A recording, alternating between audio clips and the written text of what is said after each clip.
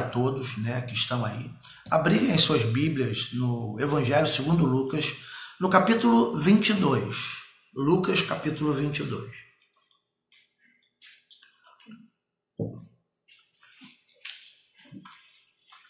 Enquanto você abre aí, eu vou acessar aqui Lucas 22. Eu quero ler o versículo de número 7, depois nós vamos pular para os outros versículos, que é a partir do versículo de número 14. Ok? A gente vai para o 7, depois do 7 a gente vai no 14, e daí a gente vai ter essa nossa leitura inicial desse culto de ceia. Então lá no capítulo 7,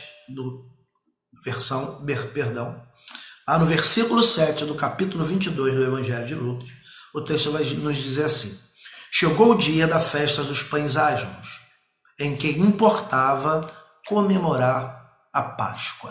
Versículo de número 14. Chegada a hora, pôs-se Jesus à mesa e com ele os apóstolos, e disse-lhes: tenho desejado ansiosamente comer convosco esta Páscoa antes do meu sofrimento. Pois vos digo que nunca mais a comerei até que ela se cumpra no reino de Deus. E tomando um cálice, havendo dado graças, disse: recebei e reparti entre vós. Pois vos digo que de agora em diante não mais beberei do fruto da videira até que venha o reino de Deus. E tomando um pão, tendo dado graças, o partiu e lhes deu, dizendo: isto é o meu corpo oferecido por vós. Fazei isto em memória de mim. Vamos orar? Nosso Deus Santo, Deus Pai Todo-Poderoso, nós rendemos ao Teu nome a honra, a glória, o louvor que lhes são devidos. E nesse tempo que passaremos aqui meditando na Tua Palavra, nesse dia tão especial para nós, Senhor, que professamos essa fé bíblica, que cremos de fato no sacrifício de Jesus, que cremos não somente no sacrifício dele, mas na ressurreição do Filho de Deus.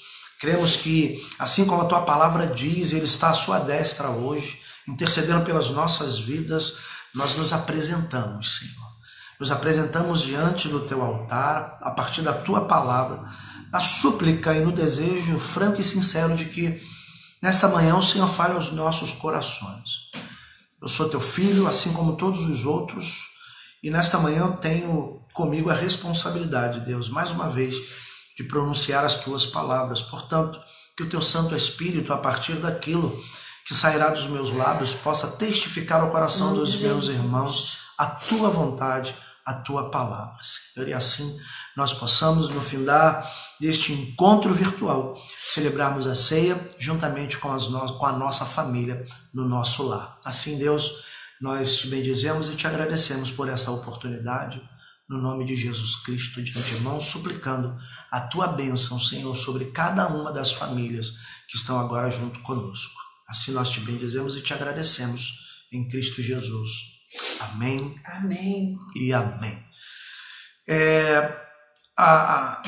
O pensamento dessa ceia, né, ele nasceu quando a gente lembrou da libertação do povo de Deus do Egito. Lá no livro de Êxodo, capítulo 22, se eu não me engano. 22 não. Um pouco antes ou por aí. Acho que é 22. Qualquer coisa você vai na Bíblia lá e acha, ok? A gente tem ali escrito que na oportunidade da libertação do povo de Deus do Egito, da escravidão do Egito, Deus orientou que todas as famílias se reunissem e ficassem em casa. O que nós temos feito nessa oportunidade de quarentena, de isolamento social. A gente foi obrigado por um vírus a nos recolhermos, a evitarmos o contato público, a aglomeração. Por conta disso, a igreja ela decidiu também acatar com essa orientação para que a gente não ficasse presos no templo e proliferando, né, essa questão toda da contaminação do vírus. E para essa oportunidade, Deus orientou ao povo que eles fizessem, né, que sacrificassem um cordeiro. O sangue daquele cordeiro seria passado nos umbrais da porta, também nas janelas, de forma que naquela noite de libertação, o anjo da morte não entrasse nos lares daqueles que tinham a sua casa, a sua vida marcada pelo sangue desse cordeiro.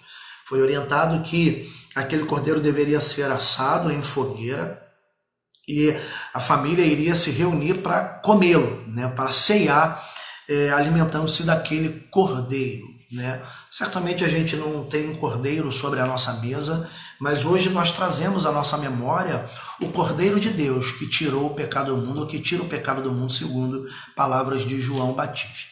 Então a partir desse texto, a gente vai entender que são momentos especiais que fazem com que datas se tornem tão especiais quanto os momentos que vivemos. No contexto desse texto que nós acabamos de ler, a gente precisa entender que para os apóstolos de Jesus era algo comum, né? Era uma data histórica para o povo judeu e eles celebravam a Páscoa, eles celebravam a ceia. Era um momento comum para eles, era algo muito comum. Eles faziam isso há séculos, há milênios eles já vinham fazendo isso.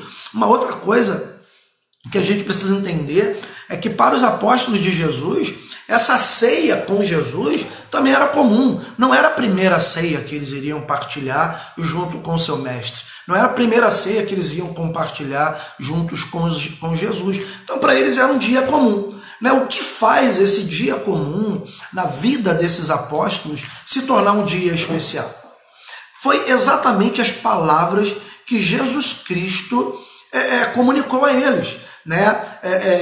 No texto que eu mandei para os membros da igreja, falando por que dessa ceia, né, incomum, especial e incomum, eu coloquei ali os textos da instituição da Páscoa, também da instituição da Santa Ceia e como a Bíblia vai tratar isso. Então você tem aí, nesse documento que eu te enviei no início da semana, aonde você vai encontrar o texto sagrado que fala sobre Páscoa, sobre ceia. Então o que fez dessa ceia, né, comum, desse tempo comum para os apóstolos de Jesus se tornar um dia tão especial, uma data tão especial, um evento tão especial, foram exatamente as palavras que Jesus Cristo lhes disse. Para isso eu quero te fazer voltar ao texto. Vai no versículo 15 comigo e olha o que Jesus está dizendo. Ele diz assim, ó: eu tenho desejado ansiosamente comer convosco esta Páscoa, antes do meu sofrimento. Então, a fala de Jesus, ó, essa Páscoa em especial, ela se tornou muito especial. Ela se tornou muito importante, ela se torna um marco. Por quê? Porque essa me causou ansiedade, né? Por quê? Porque depois dessa eu vou cumprir com tudo aquilo que me cabe para que a humanidade possa ser salva por mim. Então, no versículo de número 16, ele vai dizer assim, e daí é essa fala de Jesus que traz toda a importância para que nós hoje pudéssemos ou possamos estar celebrando esta Páscoa, esta ceia especial e incomum. E ele vai dizer assim no versículo de número 15, e disse-lhes, tenho desejado ansiosamente comer convosco esta Páscoa antes do meu sofrimento. Versículo 16, pois vos digo, olha o que Jesus está dizendo para os seus apóstolos, nunca mais a comerei, até que ela se cumpra no reino de Deus. Jesus Cristo está informando a eles, olha, depois desse dia, nunca mais nós estaremos juntos de novo. Eu não estarei junto com vocês de novo para celebrarmos a Páscoa, a ceia do ano que vai vir. Não, nunca mais eu estarei com vocês para fazer isso. Por isso a Páscoa, esse momento que Jesus Cristo, ele dá essa ordenança para a igreja, ele vai dizer assim no versículo de número 19, façam isso em memória de mim. Então se tornou para a igreja bíblica, para a igreja cristã, evangélica, a celebração da ceia, um momento especial. E a gente não pode desdenhar disso. Eu costumo falar que a gente não pode ter a ceia como algo místico e ritualístico. Não, ela pode ter o cunho de rito, ela pode ter a sua mística, mas ela precisa ser lembrada por nós como uma ordenança direta do nosso Senhor e Salvador Jesus Cristo, da qual nós, como igreja, não devemos desdenhar, esquecer e abandonar. Infelizmente, na oportunidade do culto público, Acredito que não somente eu, enquanto pastor da Igreja de Nova Vida no Porto Novo, mas muitos outros amigos, colegas pastores, eles sentem falta de pessoas nessa oportunidade única e singular da qual nós fazemos menção uma vez por mês. A gente, uma vez por mês, traz para o nosso culto presencial a celebração da Santa Ceia. Denominamos como Santa Ceia, a celebração dessa Páscoa especial. Então a gente não pode ir para os extremos, né, fazendo da ceia algo místico, e agora, né, a gente não tem na ceia o misticismo de que se eu não participar, eu vou ficar 30 dias aí, né, à mercê de tudo que possa me acontecer espiritualmente. Não é isso, mas ela também não pode ser desdenhada, porque ela é, antes de tudo, a lembrança, a rememorar aquilo que Jesus Cristo ele realizou por nós a partir do seu sacrifício. Olha, ele diz ali no versículo 15, eu andava ansioso para celebrar essa Páscoa com vocês, porque ela antecede todo o sofrimento, né, todo o cumprimento da obra redentora da qual Deus, o Pai, me enviou para realizar na face da terra. Então ela se torna especial por isso e ela deve ser celebrada por isso. E não como um amuleto de sorte, mas como a lembrança daquilo que Jesus Cristo realizou por nós. O que faz, então, esse dia ganhar esse contorno tão especial é exatamente a fala de Jesus Cristo nessa oportunidade. Tudo que envolveu essa ceia e que está registrado nos evangelhos, e que ela ganha, então, o título, né, essa marca de Santa Ceia, porque tudo que a gente traz à memória nesse dia é o que Jesus, o Filho unigênito de Deus, ele realiza em nosso favor. E eu quero deixar claro e esclarecer. Quando a gente fala, né, de trazer à memória aquilo que Jesus Cristo realizou por nós, mas em momento algum a gente está querendo rememorar os milagres que Jesus Cristo fez antes da sua morte e da sua ressurreição. Não! A gente acha que lembrar ou trazer à memória aquilo que Cristo fez por nós é lembrarmos dos milagres dele. É lembrarmos que ele multiplicou pão, que ele curou enfermo, que ele fez cego enxergar, que fez paralítico andar, né, que ressuscitou pessoas e que andou por sobre o mar. Não! A gente não é isso. Não é milagre, ou não foram os milagres de Jesus que nos garantiram vida, salvação e vida eterna.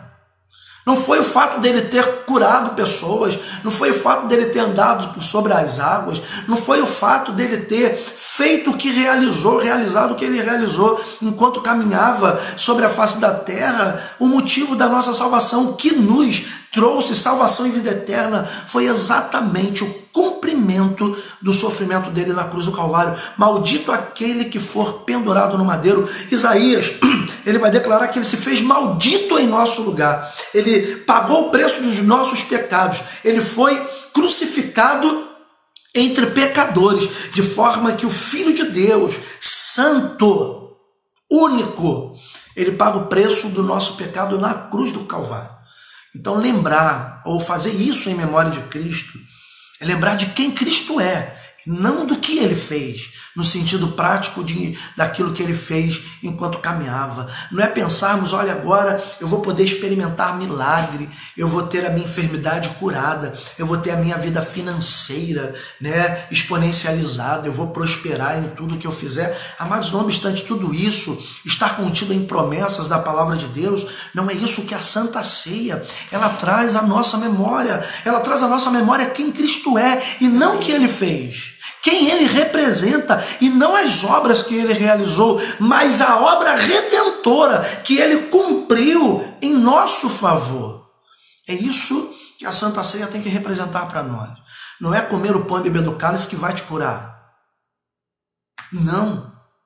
Comer do pão e beber do cálice é ter ciência e consciência da obra redentora de Jesus Cristo em seu favor e em favor da sua família. Mesmo que eles não creiam, mesmo que o homem despreze, mesmo que a humanidade desdenhe de tudo que a Bíblia relata, diz e afirma a respeito do Filho de Deus, ele ainda assim pagou o preço de todas essas pessoas, o preço do pecado de todas essas pessoas. Nós entendemos isso. Estar na igreja não é a afirmação de que nós não somos pecadores. Não. Estar na igreja é a nossa declaração que nos reconhecemos como pecadores, mas que temos em Cristo o arrimo da nossa sorte, a nossa justificação, exatamente como a Bíblia nos ensina. O sangue de Jesus Cristo, ele nos purifica de toda maldade. Então é no sangue do Cordeiro que nós cremos, que nós temos o perdão dos nossos pecados, o pagamento do alto preço dos nossos pecados. Pedro vai falar isso na sua primeira epístola, quando ele vai dizer que nós fomos resgatados do nosso fútil procedimento, não foi por ouro, nem por prata, nem pedra preciosa, mas pelo precioso sangue de Jesus Cristo, Filho de Deus vivo, sangue como de cordeiro, imaculado. É nisso que nós temos a nossa garantia. Não são os milagres, não é no que Jesus realizou, mas em quem ele é, naquilo que ele fez, de fato, para pagar o preço do meu e do seu pecado. Você entende assim? Amém? Amém. Continuando.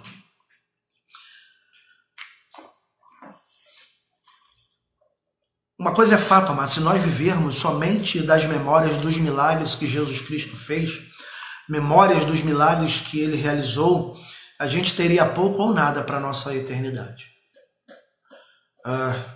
Quantas pessoas que viveram milagres de Deus e simplesmente viraram as costas para ele? Você consegue imaginar ou entender que no meio daquela turba que gritava crucifica, crucifica, haviam pessoas ali que experimentaram dos milagres e também foram alvos do milagre de Jesus, que estavam ali crucifica, crucifica, crucifica? Pode ser. Isso a gente vê nos nossos dias. Quantas pessoas você conhece, quantas pessoas você já conviveu dentro do seu contexto de fé evangélica, bíblica, que viveram milagres, receberam de Deus uma graça, um milagre, e depois que a vida voltou para o eixo, voltou para a normalidade, simplesmente viraram as costas para Jesus. Amados, a gente conhece, você conhece, eu conheço, todos nós conhecemos alguém que depois de ter experimentado algo de Deus, ter experimentado da graça de Deus, né, simplesmente voltaram as costas para ele.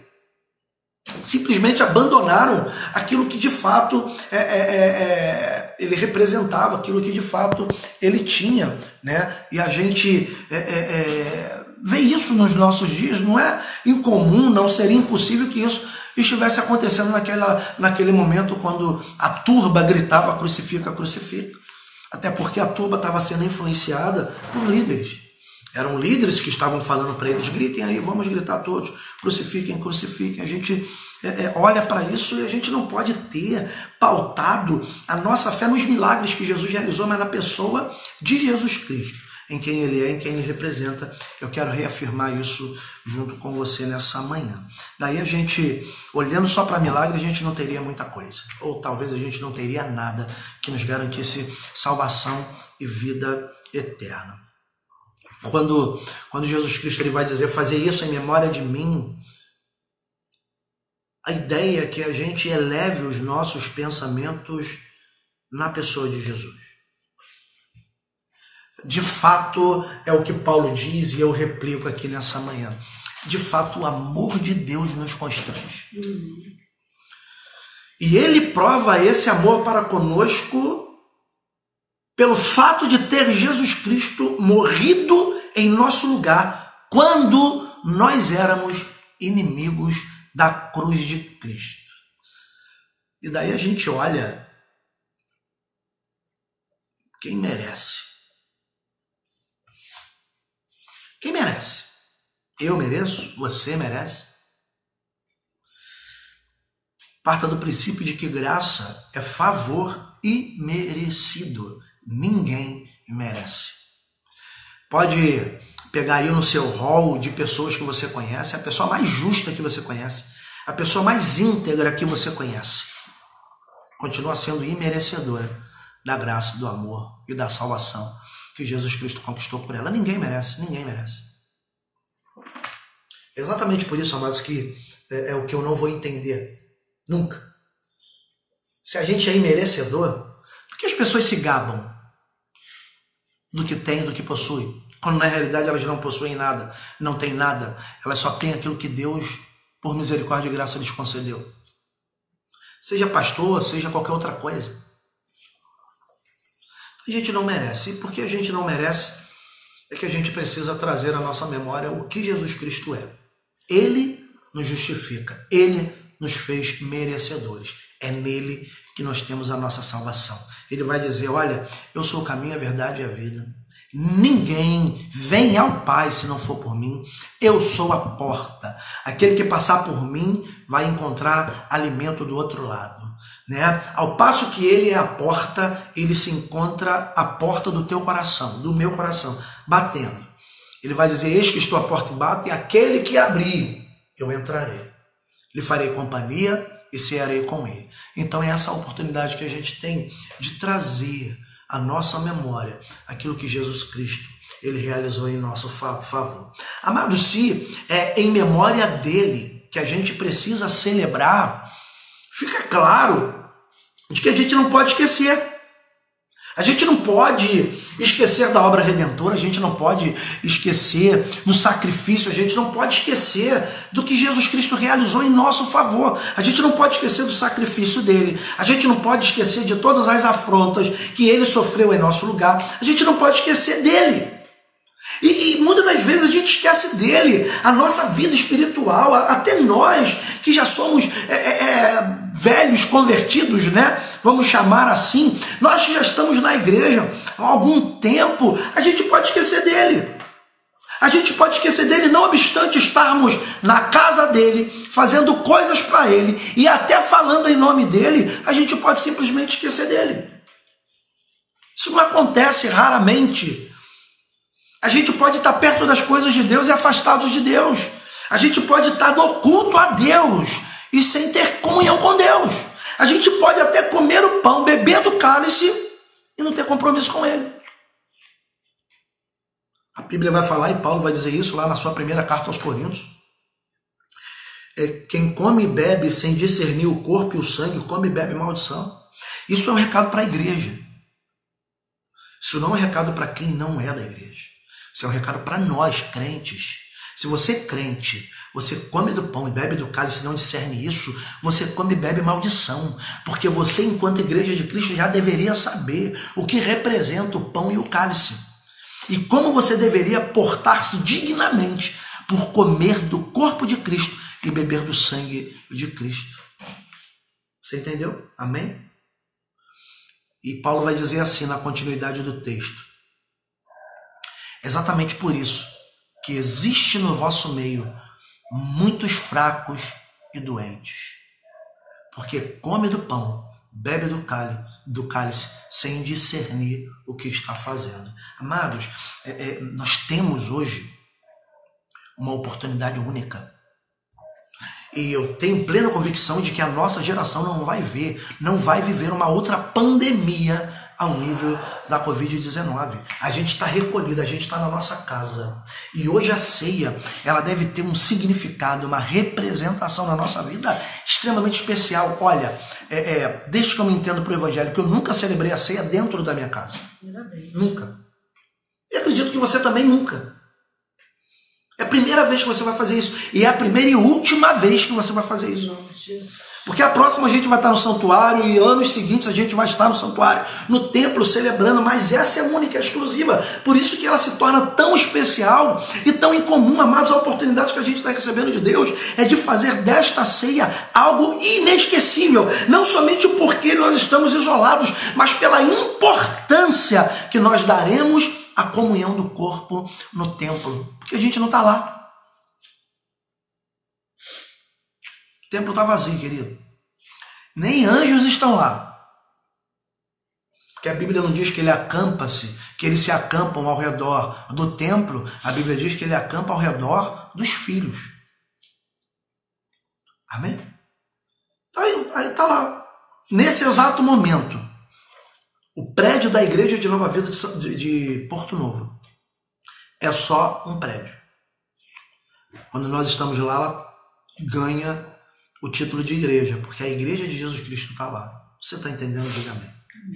Lá é importante. A comunhão no templo, ela é bíblica e importante. É lá que a gente tem comunhão e certamente a maioria de nós está sentindo falta da comunhão. A gente está sentindo falta de estar perto um do outro. E por isso Exatamente por isso que o templo tem a sua importância. A Bíblia vai dizer que a gente não deve deixar de congregar. Mas voltemos aqui à proposta daquilo que Deus colocou no nosso coração. Se é em memória dele, fica claro que a gente não pode esquecer dele. Mas a partir de ações práticas, a gente precisa trazer à nossa lembrança a obra redentora de Jesus Cristo em nosso favor. Daí a gente pode ler lá o que está em Deuteronômio, capítulo 6, versículo 12. Abre aí a sua Bíblia. Deuteronômio, capítulo 6, versículo 12. Deixa eu só te falar uma coisa. A gente vai ler muitos versículos, então eu vou fazer assim. Eu vou abrir aqui, vou ler, e você só me acompanha, para a gente não extrapolar muito o nosso horário, visto que a gente já passou aí 30 minutos da ministração e eu quero, no máximo ali, 10 para meio-dia, 5 para meio-dia, celebrar a ceia junto com você, para que a gente possa logo depois estarmos celebrando essa ceia junto com a nossa família nesse nosso almoço de domingo especial, ok? Então, Deuteronômio, capítulo 6, versículo de número 12, ele vai dizer assim: guarda-te, para que não esqueças o Senhor, que te tirou da terra do Egito, da casa da servidão. Olha o que a Bíblia está falando. A Bíblia ela está nos alertando. Ela está nos dizendo, olha, não esqueça do que Deus fez por vocês. Exatamente por isso que Jesus Cristo ele vai dizer, façam isso em memória de mim. Não esqueçam o do que eu estou fazendo por vocês a partir desse momento.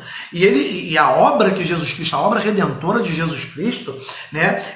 Óbvio que ela traz no seu bojo toda a obra, tudo que Jesus Cristo realizou sobre a face da terra, mas o ápice dela, que nos trouxe salvação, certeza de salvação e vida eterna, é o sacrifício, o sofrimento, o sacrifício e a ressurreição de Jesus Cristo. A gente não pode esquecer disso, ok? Então a gente vê que não é só aqui no Novo Testamento que a gente tem esse alerta para não nos esquecermos de Deus. Mas em Deuteronômio, Moisés, quando começa a escrever o capítulo 4, né, Deuteronômio é a repetição das leis, das regras que Deus deu.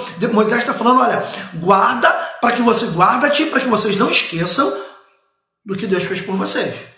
Depois tu pega o capítulo 4 de Deuteronômio e você vai ler. Então a gente tem ali uma orientação, não esqueçam. Não esqueçam do que Deus fez, porque o esquecimento daquilo que o Senhor já realizou por nós, daquilo que Deus fez por nós, pode nos afastar do centro da vontade dele e também nos isolar da comunhão com ele. Entendeu? Diga amém aí. Amém. Então vamos lá.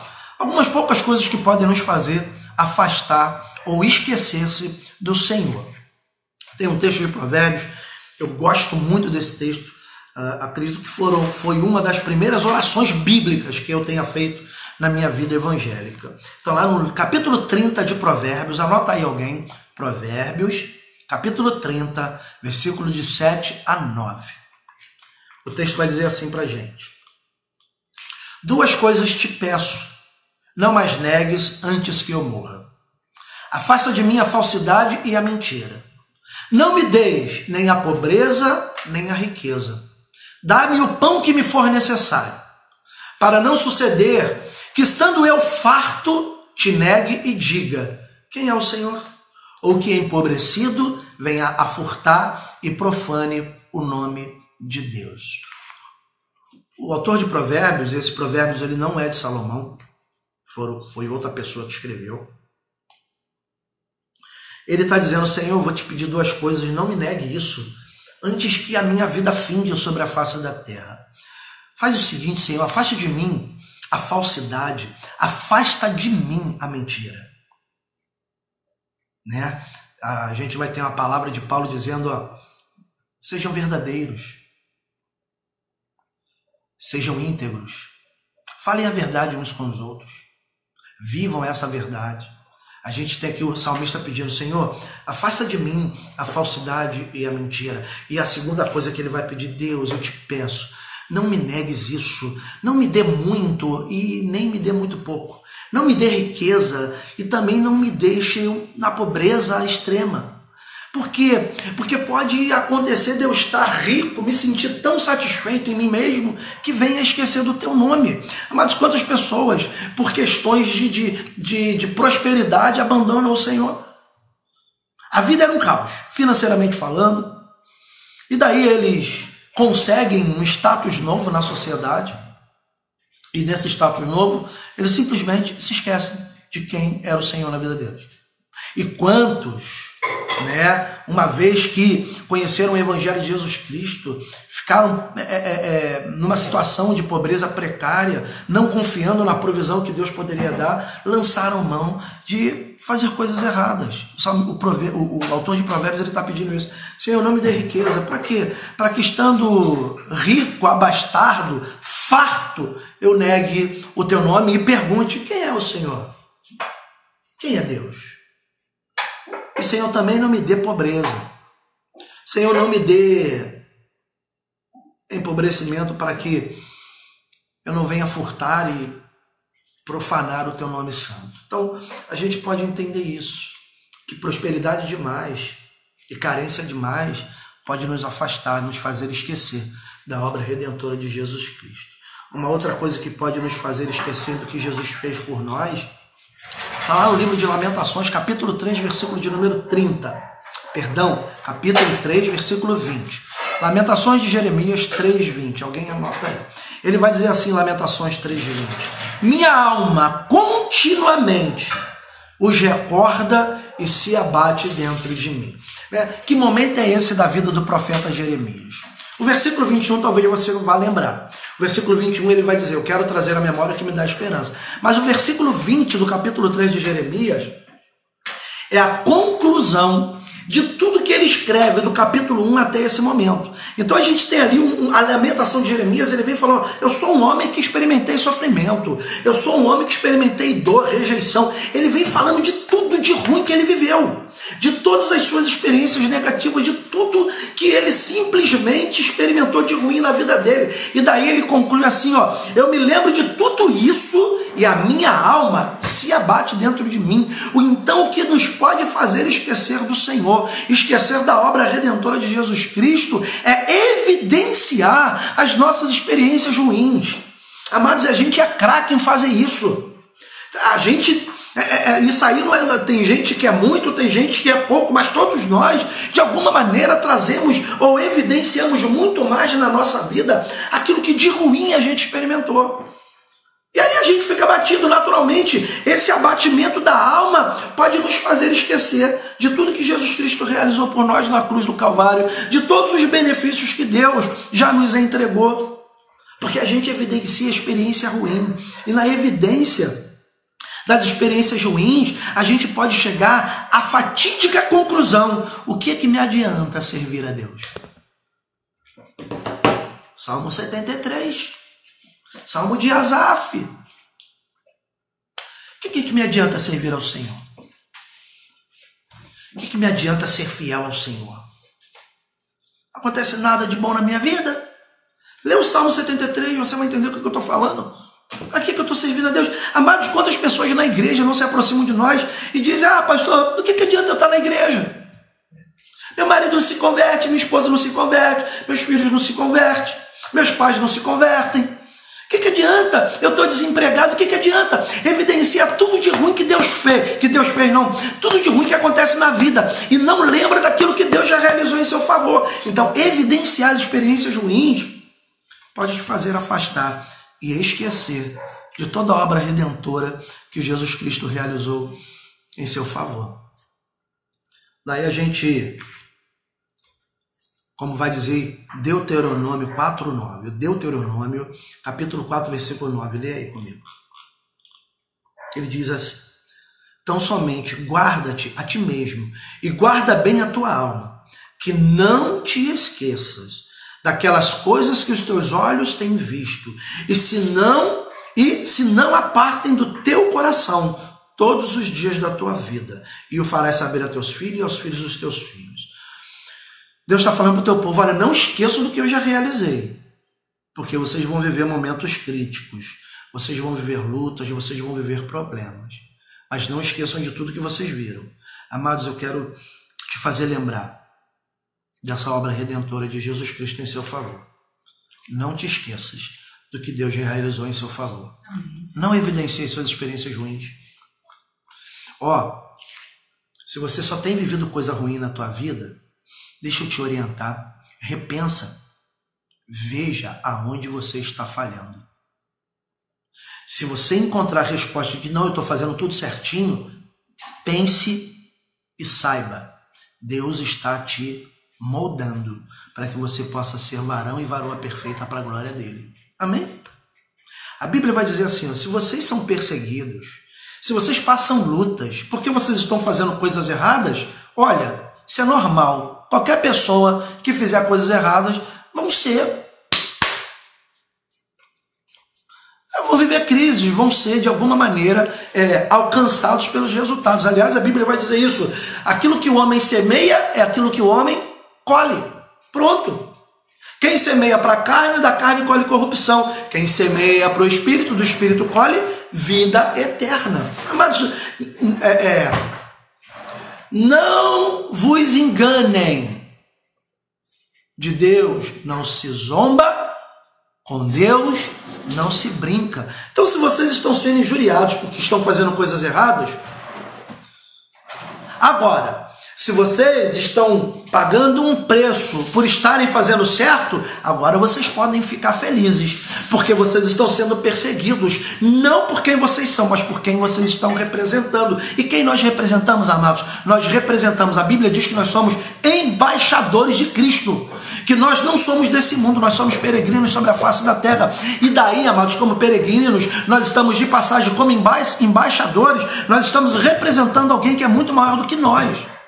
E esse alguém é o nosso Senhor e Salvador, Jesus Cristo. Amém? Continuando. A gente, ao passo que não pode esquecer, a gente precisa memorar, lembrar, rememorar aquilo que Jesus, o Filho unigênito de Deus, ele fez em nosso favor.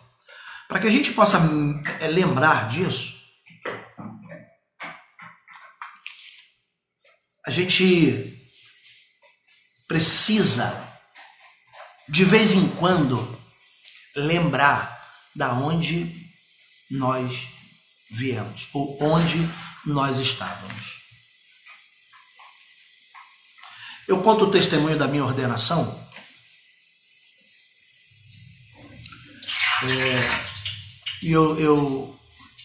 Da minha ordenação, eu lembro de dois momentos, né? Foi quando eu escrevi na Bíblia aquela frase, de vez em quando eu repito lá na igreja,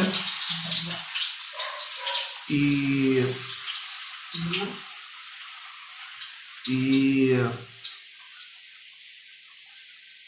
do momento que a gente estava lá enfileirado para recebermos a unção da ordenação.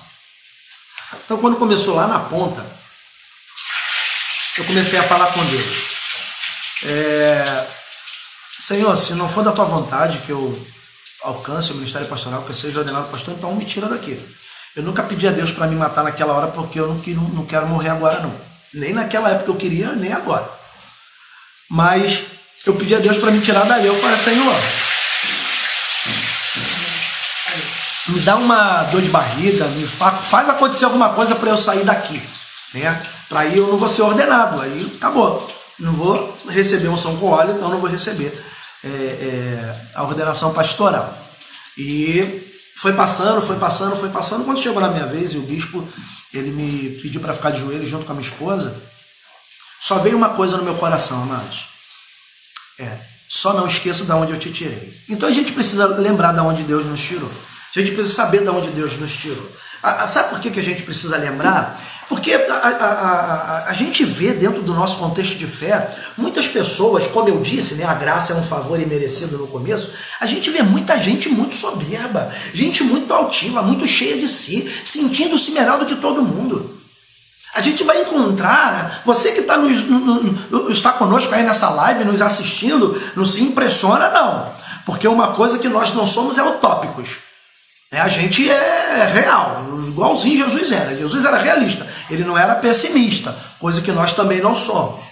Nós não somos pessimistas pela esperança que nós temos. Mas uma coisa que Jesus Cristo diz, olha, no mundo vocês vão ter aflições, ponto, realidade pura, mas tem um bom ânimo. Então ele nos deu essa esperança. Então a gente não vive de utopia. E a gente às vezes encontra dentro do nosso contexto de fé crentes que se sentem melhor do que outros crentes, que se sentem mais espirituais, mais perto de Deus, mais bambambam, mais bibibi, mais bobobó, e se esquecem de onde Deus tirou eles, exatamente do mesmo lugar de onde todo mundo estava. E é exatamente por isso que altivez, soberba, prepotência não deveriam ser replicados por quem se diz evangélico. Muito pelo contrário, nós deveríamos andar em humildade, entendendo que aquilo que nós temos hoje, nós não conquistamos. Foi conquistado por nós, através de Cristo. Ele conquistou por nós. Ou melhor, foi conquistado para nós, né? Foi conquistado para nós por Cristo. Não por mim. Sou melhor do que quem?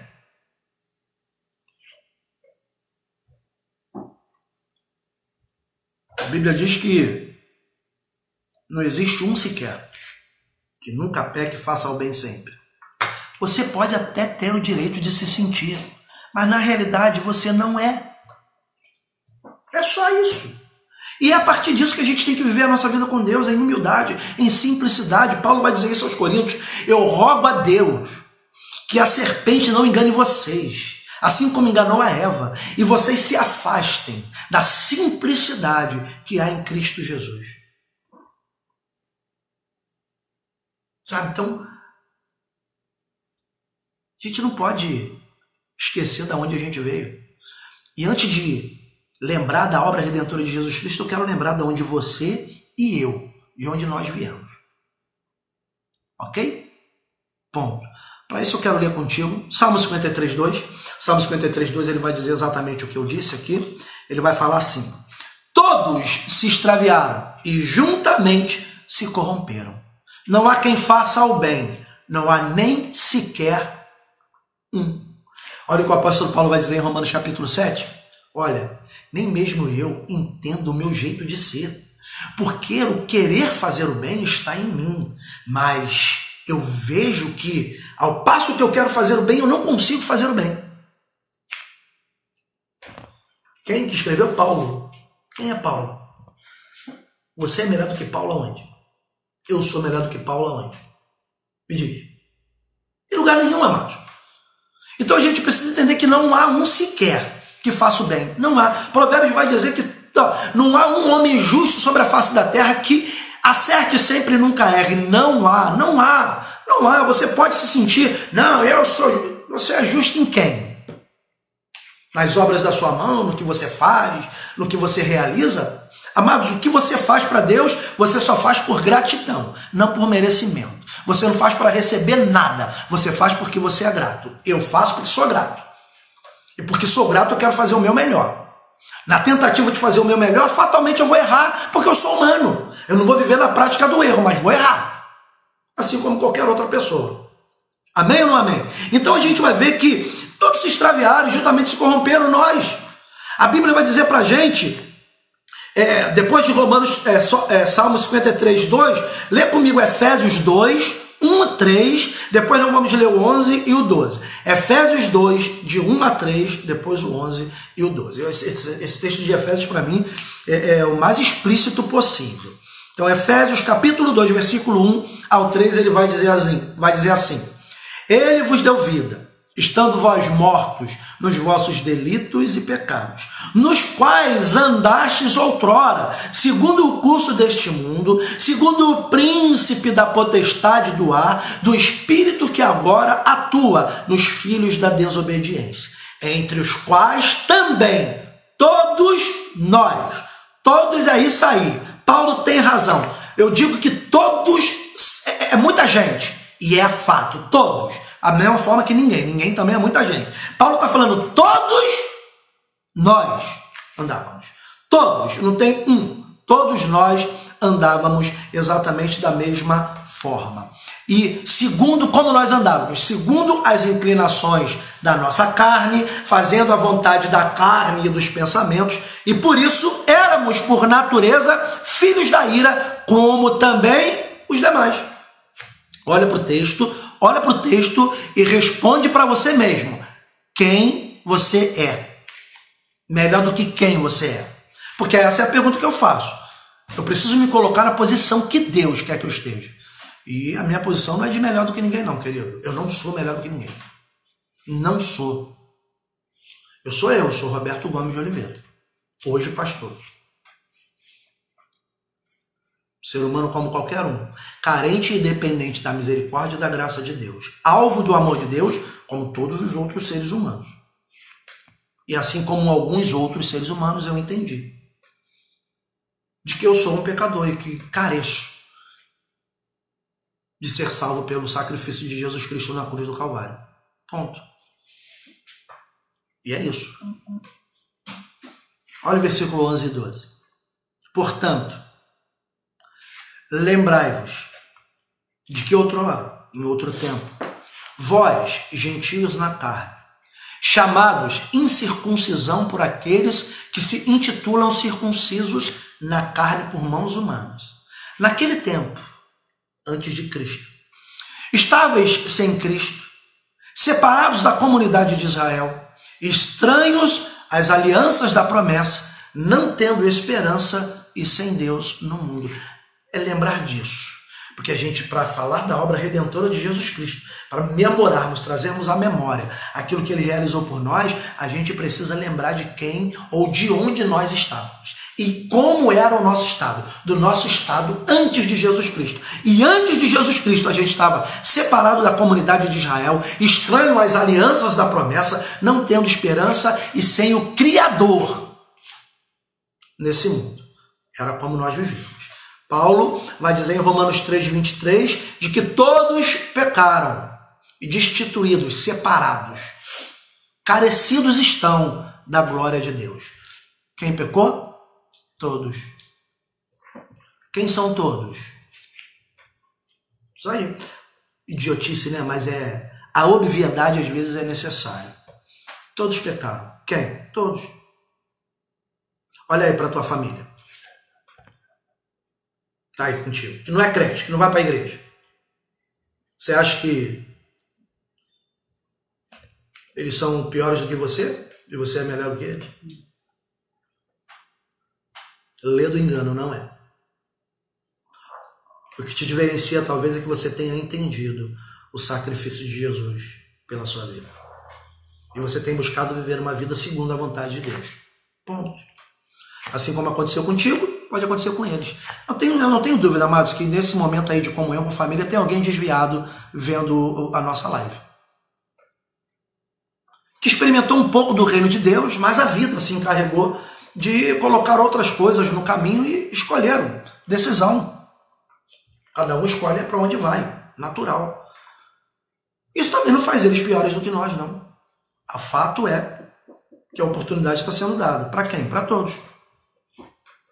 As misericórdias de Deus não se renovam toda manhã? Para quem? Para a humanidade. É só para a igreja? O mundo só existe pela misericórdia. E nós somos salvos pela graça. Paulo vai dizer isso lá no capítulo 2, se eu não me engano, no versículo de número 8 de Efésios. Pela graça sois salvos, e isso não vem de vós, é dom de Deus. Não por obras, para que ninguém se vanglorie. É graça. Favor imerecido. Então a gente precisa, antes de lembrar do que Jesus fez, lembrar de onde a gente veio, aonde nós estávamos. E daí, uma vez estando nesse estado, mortos nos nossos delitos e nos nossos pecados, a gente precisa ver onde tudo iniciou. Iniciou na prática. E esse início na prática está registrado nos evangelhos. Lembrando que tudo foi determinado antes da criação. Deus determinou, ele observou, viu tudo antes da fundação do mundo. A salvação ela é proposta antes da criação do homem e da mulher. A teologia pode se tornar um pouco complicado o entendimento, mas basicamente é isso. Antes de tudo, já estava tudo já visto por Deus e Deus já tinha desenhado como o ser humano poderia voltar para ele. Então, era no Filho, o Filho unigênito de Deus, Jesus Cristo. E quando começa isso? No texto talvez mais conhecido da Bíblia, João 3,16. Abre aí, João 3,16. Talvez o 16 você vai dizer de cor e salteado. Pode começar a recitar ele aí para a tua família. Você que sabe, João 3,16. Margarete está aqui recitando no meu ouvido. João 3,16 vai dizer assim: porque Deus amou o mundo de tal maneira que deu o seu Filho unigênito, para que todo aquele que nele crê não pereça, mas tenha a vida eterna. Porquanto Deus enviou, versículo 17, porquanto Deus enviou o seu Filho ao mundo, não para que julgasse o mundo, mas para que o mundo fosse salvo por ele. Olha só o que João está dizendo. Ele foi enviado ao mundo não para julgar o mundo, porque a Bíblia vai dizer daqui a pouco, aqui embaixo mesmo, diz assim: quem nele crê não é julgado, quem não crê já está julgado. Não veio julgar porque o mundo já é julgado pela sua própria atitude. É o versículo 3, capítulo 3, versículo 16 e 17. O mundo já está julgado nele mesmo. A Bíblia vai dizer que o mundo jaz, está sepultado no maligno. Então a condenação é essa. O salário do pecado é a morte. Mas o dom gratuito de Deus é a vida eterna em Jesus Cristo. Simples. E como que a gente recebe a vida eterna, pastor? Confiando que a obra que ele realizou é eficaz, eficiente, para nos dar salvação e vida eterna. Ponto. Amados, eu costumo falar na igreja que amar pressupõe atitudes de amor. Eu não posso dizer que amo minha esposa e não está nem aí para o bem-estar dela. Quando eu falo bem-estar, eu falo físico, emocional, social, relacional, espiritual. Estou nem aí. Não. Deus amou o mundo e a atitude de Deus foi enviar Jesus. Não para que eu julgasse o mundo, não. O mundo não precisava de julgamento, o mundo já estava condenado. O mundo precisava de salvação. Foi para isso que Jesus Cristo se manifestou. O Verbo se fez carne e habitou no meio de vós, no meio de nós. É isso que João vai escrever no capítulo 1 do Evangelho, que leva o seu nome. Então tudo começa aqui. Deus amou o mundo de tal maneira que enviou o seu Filho unigênito para morrer no lugar do mundo, de forma que o mundo pudesse ser salvo por ele. Porque ele enviou o seu Filho não para julgar, mas para que o mundo pudesse ser salvo por ele. O início é o amor de Deus. Não tem outro lugar. O início é o amor de Deus. Infelizmente, a gente teve uma cultura religiosa muito ruim, que desenhou Deus como um velhinho de barba branca, sentado num trono, fazendo maldade com as suas criaturas. Cuidado, hein? Né? Cuidado, hein? Deus vai te castigar. O homem mesmo se castiga. Ele se autoflagela por conta do seu pecado. O que Deus quer é que a gente seja salvo. Ele vai dizer assim no livro do profeta Ezequiel: eu não tenho prazer na morte de ninguém.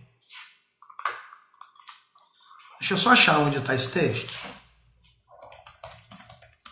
para poder te falar.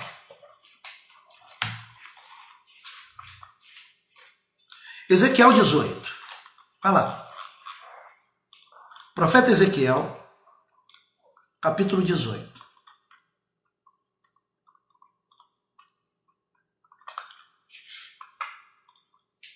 Vamos lá, deixa eu achar aqui o versículo. Versículo 23. Bota alguém aí. Ezequiel, capítulo 18, versículo 23.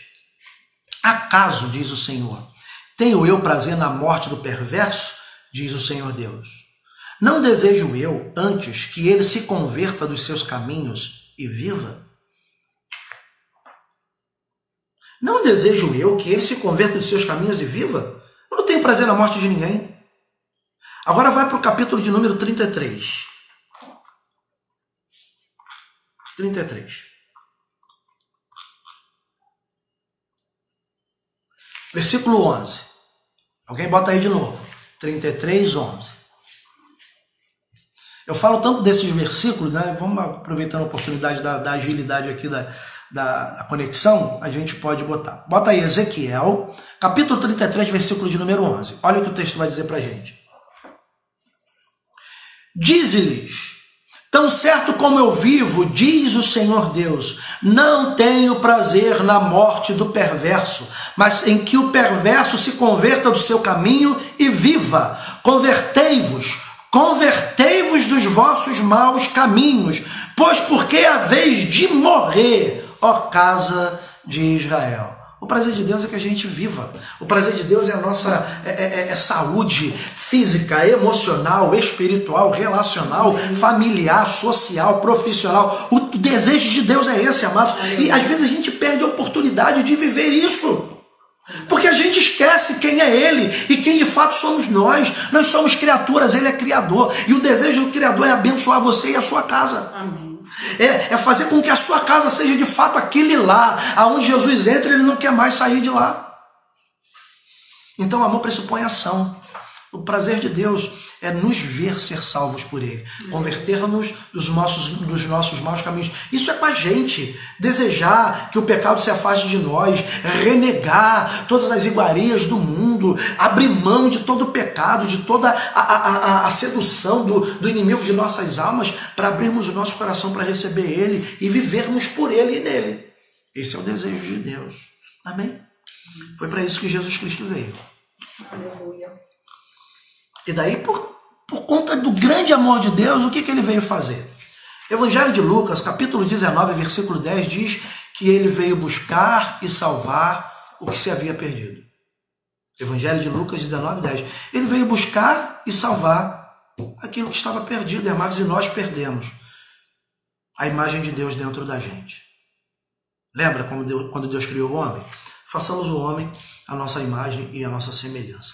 Isaías capítulo 53, versículo de número 5. Isaías 53, 5 diz: mas ele foi transpassado pelas nossas transgressões e moído pelas nossas iniquidades. O castigo que nos traz a paz estava sobre ele, e pelas suas pisaduras nós fomos sarados. Aleluia. A gente não é curado porque a gente é bom. A gente não é salvo porque a gente faz coisa boa. A gente é salvo porque Deus é bom. Obrigada, meu Deus. Só isso. Eu falo isso, amados, qualquer coisa que eu faça, tudo que eu faço, se é tudo, se é alguma coisa, nada do que eu faço me permite qualquer autoridade diante de Deus. Nada do que eu faça. Você me conhece como pastor. Você que é membro da Igreja de Nova Vida, você me conhece. Eu não tenho por garantia de salvação e vida eterna o que eu estou fazendo. O que eu faço por fé no Filho de Deus. E tudo que eu faço porque eu sou grato ao que Ele já me deu. Não por aquilo que Ele vai me dar, mas porque Ele já me deu. O que Ele vai me dar, eu tenho certeza que é o melhor. Aliás, a vontade de Deus é boa, perfeita e agradável, e isso vai se manifestar na minha vida, na sua vida. O castigo que me trouxe paz estava sobre Ele. Ponto. Pelas pisaduras dele, pelas feridas dele, por toda a afronta que ele sofreu, por toda a violação que ele experimentou, eu sou sarado. Aleluia. Glória a Deus. Amém? Daí a gente vai olhar o que vai dizer Hebreus capítulo 2, é um texto longo. Presta atenção, Hebreus 2, anota aí alguém. Hebreus 2, versículo de 8 a 15, vai dizer assim: todas as coisas sujeitaste debaixo dos seus pés. Ora, desde que lhe sujeitou todas as coisas, nada deixou fora do seu domínio. Agora, porém, ainda não vemos todas as coisas a ele sujeitas. Vemos, todavia, aquele que por um pouco, tendo sido feito menor que os anjos, Jesus, por causa do sofrimento da morte, foi coroado de glória e de honra, para que, pela graça de Deus, provasse a morte por todos, o homem, ou por todo homem. Porque convinha que aquele por cuja causa e por quem todas as coisas existem, conduzido muitos filhos à glória, aperfeiçoasse, através do que? Por meio do seu sofrimento, o autor da salvação deles. Pois tanto o que santifica, como os que são santificados, todos vêm de um só. Porque por isso que ele não se envergonha de lhe chamar irmãos, dizendo: a meus irmãos declarei o teu nome, cantar-te-ei louvores no meio da congregação. E outra vez, eu porei nele a minha confiança, e ainda, eis aqui estou, e eu e os filhos que Deus me deu. Visto pois que os filhos têm participação comum da carne e sangue, destes também ele igualmente participou, para que, por sua morte, destruísse aquele que tem o poder da morte, a saber, o diabo, e livrasse todos que pelo pavor da morte estavam sujeitos à escravidão por toda a vida. Ele pagou o preço do sofrimento em favor de todo homem. Está entendendo? Façam isso em memória de mim. Celebrem a ceia pelo que eu realizei por vocês. Não realizei por temporalidade, mas para a eternidade. Queridos, todas as pessoas que experimentaram milagres de Jesus, desde todos os tempos e até todos os tempos que ainda vai existir, todas elas irão morrer. E é fato que elas podem morrer sem Cristo. No mesmo livro do profeta Ezequiel a gente vai encontrar, olha, o homem pode ser justo a vida inteira, mas que no dia derradeiro da sua vida ele se desviar do Senhor, fizer aquilo que não agrada ao coração de Deus. A gente poderia abrir com um parênteses enorme para falar o que agrada e o que não agrada. Ele pode ter feito bem a vida inteira, mas se no final da sua vida ele viveu dissolutamente, no pecado que ele morrer, que ele vai ser julgado. Da mesma forma pode o homem fazer mal a vida inteira, mas se no final da sua vida ele se converter de fato, vai ser salvo, porque no arrependimento que ele morrer, que ele vai ser julgado. A gente não entende isso. Ah, como é que pode a pessoa fazer maldade a vida inteira e agora aceitou Jesus e vai para o céu? Alguém um dia falou para um pastor, vamos pedir a Deus para matar todos os pecadores do mundo. E o pastor ficou meio, mas como assim? Pastor, a gente pede a Deus, mata todos os pecadores do mundo e só vai ficar a gente. Aí o pastor olhou para ele e falou, vai ficar quem? Porque se Deus matar todos os pecadores do mundo, amados, não tenha dúvida, eu e você vamos morrer, senão seremos os primeiros a morrer. A gente tem um senso de justiça maculado pelo pecado. E por isso que às vezes a gente se sente melhor do que os outros, né? Porque a gente tem um senso, fulano não presta. Desculpa, você também não presta muito não. O que te dá valor, o que te imprime valor é Deus. É o amor de Deus. Você faz coisa errada, você nunca vacilou com ninguém? Quem nunca pecou? Quem nunca fez o que é errado? O que acontece é que o nosso senso de julgamento é equivocado. E a gente julga a partir da nossa perspectiva e nunca da perspectiva de Deus. É por isso que você vai encontrar dentro da igreja gente que para ele quer misericórdia, para os outros quer juízo. A misericórdia é para todos, amados. Não é só para um, não. É para todos. Deus amou o mundo. Eu e você estávamos lá no mesmo lugar, mortos nos nossos delitos e nos nossos pecados. Mas a Bíblia diz que ele nos ressuscitou juntamente com Jesus Cristo. Por isso a gente pode celebrar a vida, a salvação em Jesus. Você está entendendo? Diga amém. O apóstolo Pedro, ele vai dizer no capítulo 3, versículo de número 18, ele vai dizer assim, deixa eu ler para você. Pedro 3,18. Pois também Cristo morreu uma única vez pelos pecados, o justo pelos injustos, para conduzir-vos a Deus, mortos sim na carne, mas vivificados no Espírito. Ainda o apóstolo Paulo vai escrever assim, Colossenses capítulo 2, versículo 13 e 14. E a vós outros, que estáveis mortos pela vossa transgressões e pela incircuncisão da vossa carne, vos deu vida juntamente com ele, perdoando todos os nossos delitos, tendo cancelado o escrito de dívida que era contra nós e que constava de ordenanças a qual nos era prejudicial. Ele removeu inteiramente, encravando-o na cruz.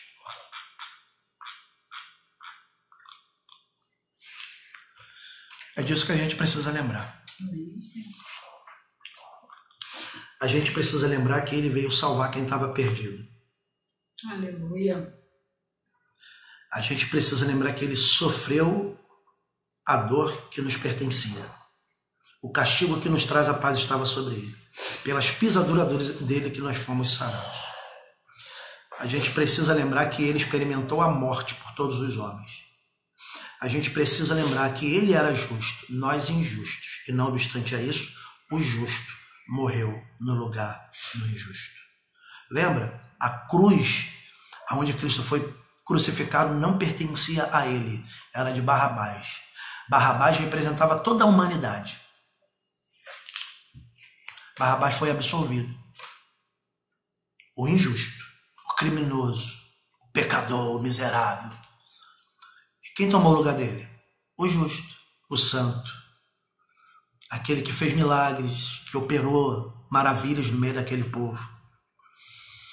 A cruz de Barrabás foi feita sob medida, porque todas as cruzes eram feitas sob medida. E Barrabás ele era bem maior do que Jesus. Foi exatamente por isso que eles tiveram que deslocar o ombro de Jesus, porque toda a cruz ela tinha um furo aonde o prego devia passar.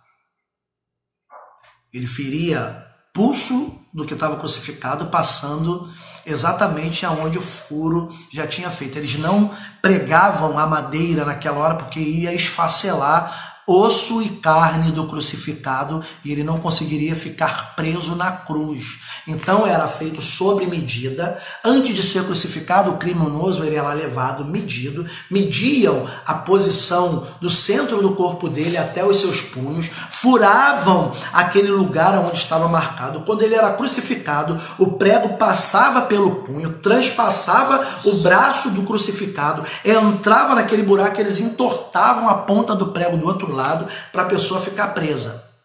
Mesmo assim eles amarravam, porque poderia ser que o osso quebrasse, a carne esfacelasse e o prego passasse direito, a pessoa cairia antes de morrer da cruz. Como Jesus ele tinha os seus ombros menores do que o de Barrabás, os soldados eles tiveram que deslocar o ombro de Jesus. Então Barrabás ele representava a gente. E era a gente que devia estar morto. Aliás, foi por conta da cruz que Cristo carregou que a gente encenou uma mensagem, né?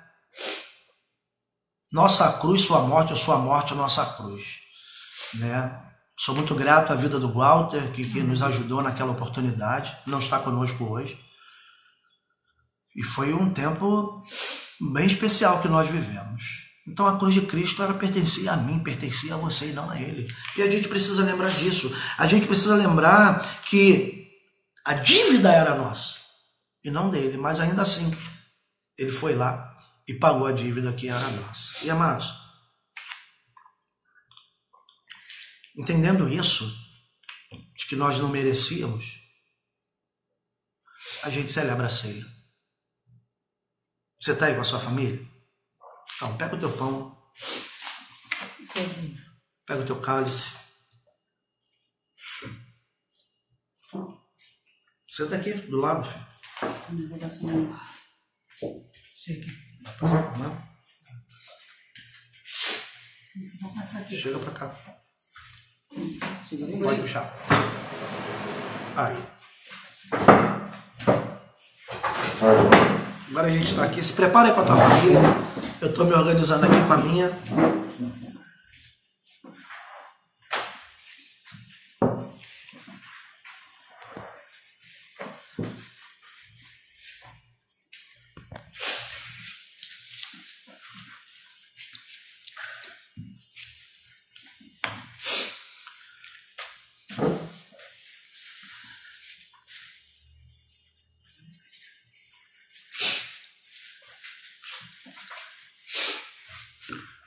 Estamos nós aqui. A Bíblia diz que Jesus, quando ele foi crucificado, tomando um pão, lá no capítulo 22 de Lucas,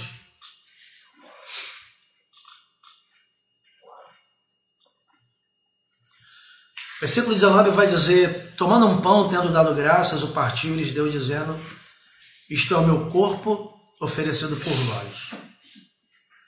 O pão representa o corpo de Jesus. E ele diz, olha, representa o meu corpo que é oferecido por vós. O sacrifício.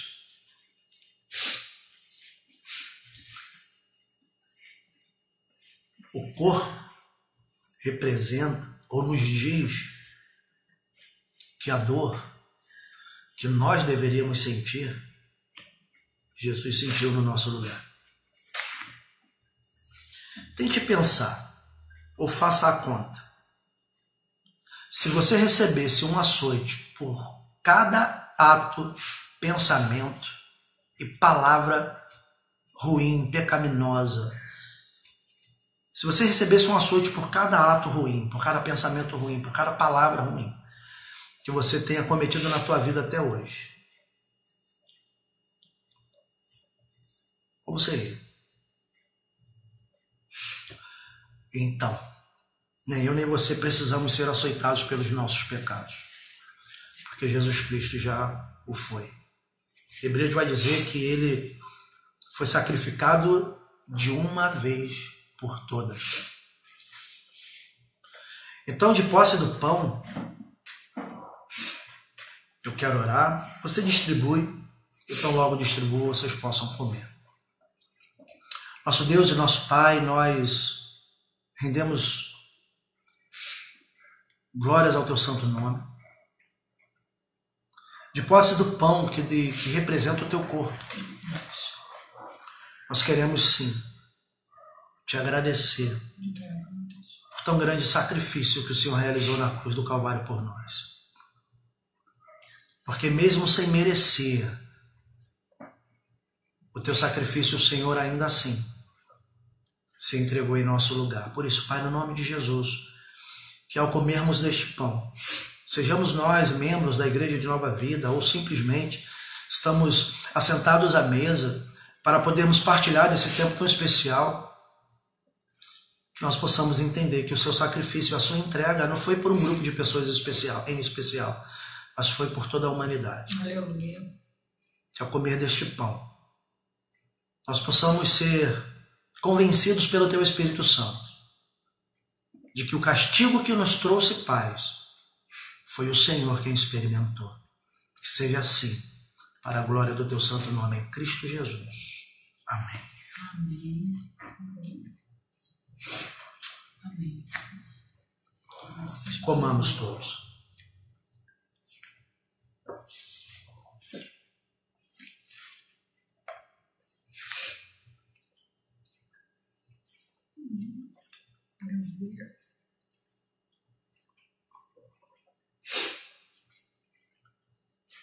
Glória a Deus, obrigado, meu Senhor.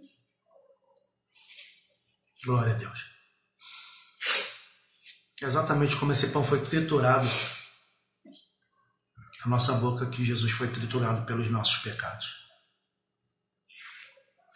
A Bíblia vai nos dizer que logo depois ele tomou um cálice, ergueu aos céus e deu graças ao Senhor e lhes disse: este é o cálice de uma nova aliança, feita entre Deus e os homens no meu sangue. Eu quero te lembrar que toda aliança possui dois lados. Deus tem feito a parte dele, que ao tomar deste vinho, deste suco de uva, você possa se comprometer em fazer a sua parte nesta aliança. Por isso te damos glórias, Senhor. Te damos glórias porque o teu sangue foi derramado em nosso favor. Obrigado. A tua palavra vai nos ensinar que o teu sangue nos purifica de toda maldade. A tua palavra nos ensina, Senhor, que no teu sangue há vida. E nesta manhã nós queremos tomar posse da vida eterna que está no teu sangue. O teu servo apóstolo João, ele vai nos ensinar que aquele que come e bebe do Senhor necessariamente precisa viver para o Senhor. Que ao tomarmos deste cálice, nós possamos nos comprometer em viver a nossa vida para a sua glória. Aleluia. Senhor, que seja assim, para a glória do teu nome. Bebamos todos.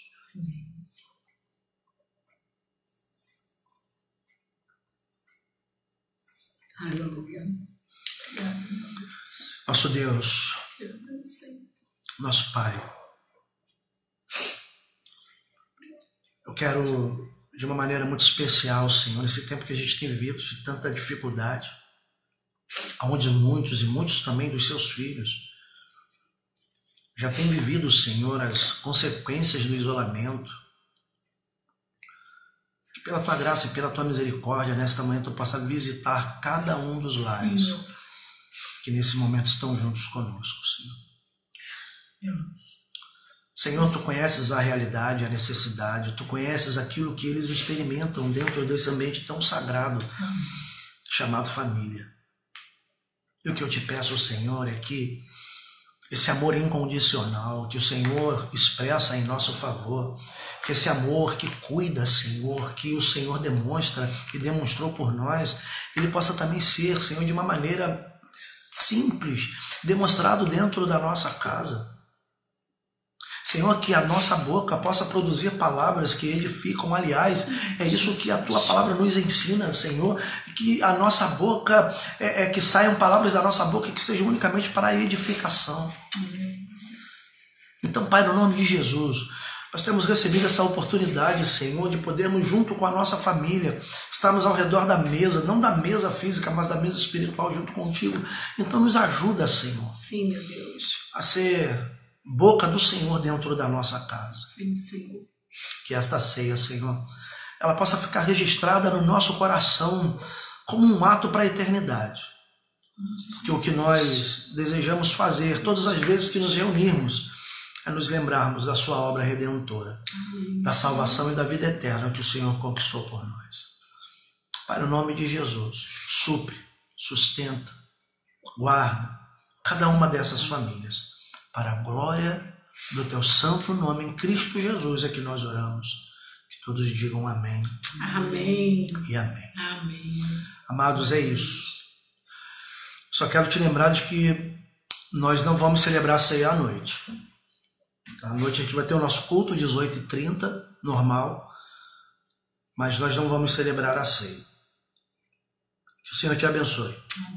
Rica e abundantemente. Aleluia. Que a glória do Senhor resplandeça sobre a tua face, que o Senhor te dê paz, na certeza de fé de que todos os dias você, juntamente com a sua família, pode experimentar a companhia e as doces consolações do Espírito Santo. Que nesse tempo de luta o Senhor fortaleça a comunhão e a unidade de vocês. Que nesse tempo de isolamento social você possa estar mais estreitados com aqueles que estão dentro da tua casa. E que o almoço de vocês nesta manhã, nesta tarde, possa ser inesquecível. Sim, meu Pai. Que vocês possam celebrar a vida e vida eterna ao lado do Senhor. Aleluia. Que seja assim no nome de Jesus Cristo. Que todos digam amém. Amém. Amém. Beijo. Beijo. Feliz Páscoa. Deus abençoe vocês. Feliz Páscoa. Os ovos de Páscoa, os bombons que vocês iriam me entregar na igreja, guarda. Ou então a gente pega aí na sua casa. Ou a gente pega na sua casa. Vamos de máscara. Deus abençoe, Deus abençoe. Amo vocês, beijão. Fomos, ó. Aí, ó.